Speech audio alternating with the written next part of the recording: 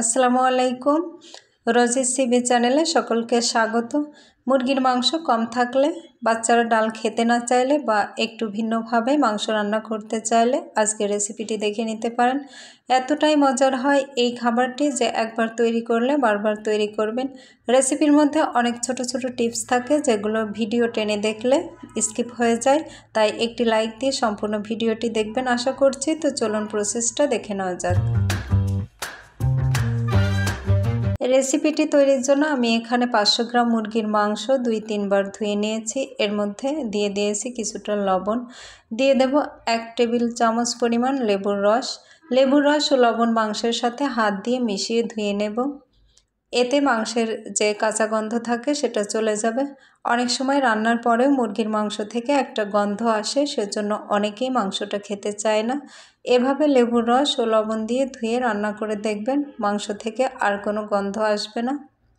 আমি পানি দিয়ে ধুয়ে অন্য একটি পাত্রে এগুলো তুলে নেব। সবগুলো তুলে নিয়েছি, এবার রান্না করার পালা। এর জন্য প্যান গরম করে এতে 100 গ্রাম রান্নার তেল দিয়ে দিয়েছি। তেলটা গরম হয়ে গেলে এতে দিয়ে দেব 5টা লবঙ্গ, 7টা এলাচ, 1 টুকরো দারুচিনি, একটা তেজপাতা, কয়েকটা গোলমরিচ। এখন এগুলো নাড়াচাড়া করে হালকা ভেজে নেব। এবার এর মধ্যে দিয়ে দেব মিডিয়াম সাইজের 3টা পেঁয়াজ কুচি। পেঁয়াজটা নরম হয়ে ঘ্রাণ ছড়ানো পর্যন্ত ভেজে নেব, বেরেস্তা করে ফেলা যাবে না। এখন এর মধ্যে দিয়ে দেব 2 টেবিল চামচ আদা রসুন বাটা, 1 চা চামচ পেঁয়াজ বাটা, 1 চা চামচ জিরা বাটা, শুকনো ঝালের গুঁড়া 2 চা চামচ। পর্যায়ক্রমে আমি আরও কিছু মশলা অ্যাড করব। যে মশলাগুলো দিয়েছি সেই মশলাগুলো এখন মিশিয়ে নিচ্ছি। মেশানো হয়ে গিয়েছে, এখন মশলা কষানোর জন্য সামান্য পানি দিয়ে দেব। পানি দেওয়ার পর এবার এর মধ্যে দিয়ে দেব স্বাদমতো কিছুটা লবণ, পরিমাণ মতো হলুদ গুঁড়া, ধনিয়া গুঁড়া 1 চা চামচ। আবারও এগুলো একবার মিশিয়ে নেব। এখন ঢাকনা দিয়ে মশলাটা কিছুক্ষণ কষিয়ে নেব। কষানো হয়ে গিয়েছে, এখন ঢাকনাটা তুলে নিয়েছি। মশলাটা নিচ থেকে লেগে যাচ্ছে আর তেলটা উপরে উঠে এসেছে, অর্থাৎ মশলাটা কষানো হয়ে গিয়েছে। এখন মশলার মধ্যে ধুয়ে রাখা মাংসটা দিয়ে দেব। ডাল দিয়ে মাংস রান্নার জন্য মাংসটাকে ছোট ছোট বা মিডিয়াম সাইজের কেটে নিতে হবে, তাহলে মাংসটা খেতে খুবই মজার হবে। না ঢেকে মাংসের কাঁচা গন্ধ চলে যাওয়া পর্যন্ত আমি কিছুক্ষণ রান্না করে নিয়েছি। মাংস থেকে কিছুটা পানি বেরিয়েছে, এখন ঢাকনা দিয়ে ঝোল শুকানো পর্যন্ত রান্না করতে থাকবো আর অন্য একটি চুলায় ডালটা সেদ্ধ করে নেব।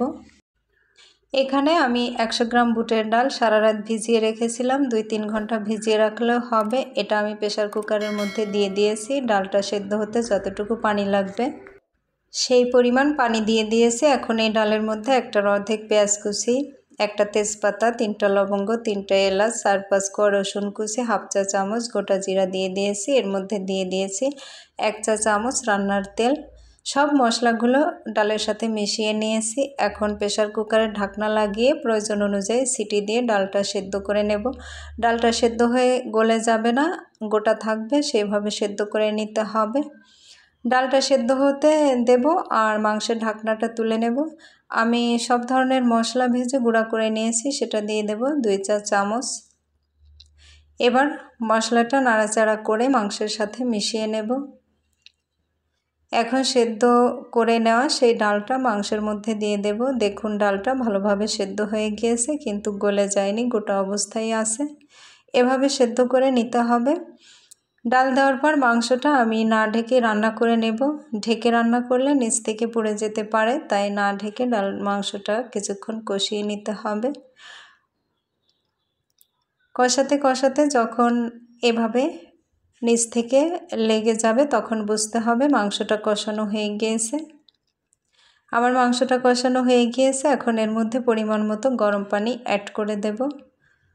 যে যতটুকু ঝোল রাখতে চান সেই অনুযায়ী পানি দিয়ে দেবেন। আমি পানি দেওয়ার পর যতটুকু ঝোল রাখতে চাই সেই অনুযায়ী রান্নাটা করে নিয়েছি। এখন এটাকে বাগার দিয়ে নেব।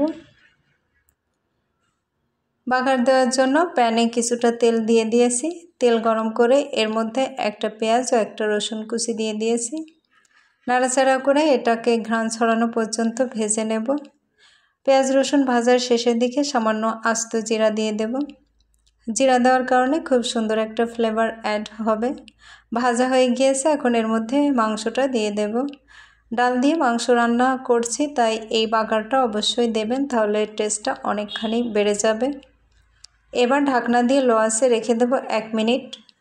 1 মিনিট পর ঢাকনাটা তুলে নেব। মাশাআল্লাহ, দারুণ হয়েছে, অনেক সুন্দর একটা ফ্লেভার পাচ্ছি। এই রেসিপিতে বাসায় যদি একবার বুটের ডাল দিয়ে মুরগির মাংস রান্না করেন, তাহলে আমার বিশ্বাস বারবার রান্না করবেন। তো আশা করি রেসিপি ভালো লেগেছে। ভালো লাগলে লাইক, কমেন্ট এবং সাবস্ক্রাইব করার অনুরোধ রইল। পেজ থেকে দেখে থাকলে ফলো দিয়ে রাখবেন। শেষ করছি, আল্লাহ হাফেজ।